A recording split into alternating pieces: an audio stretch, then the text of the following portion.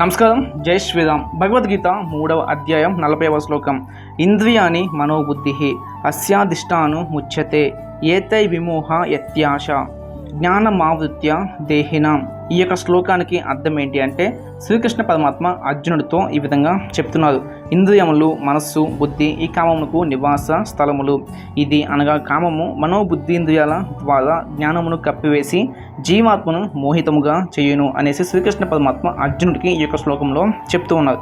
ఇంకా సింపుల్గా చెప్పాలంటే ఇంద్రియాలు, మనస్సు, బుద్ధి ఇవన్నీ కూడా కామానికి నివాస స్థానములు అనగా వాటి యొక్క మూల స్థానములు. కామం అనేది ఈ యొక్క ప్లేసెస్లో ఉంటుంది.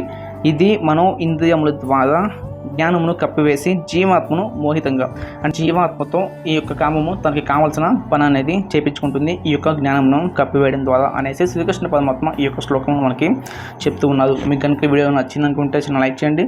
మరిన్ని వీడియోస్ కనుకుంటే మన యొక్క ఛానల్ని సబ్స్క్రైబ్ చేసుకోండి. పేజ్ని అయితే ఫాలో అవ్వండి. జై శ్రీరామ్.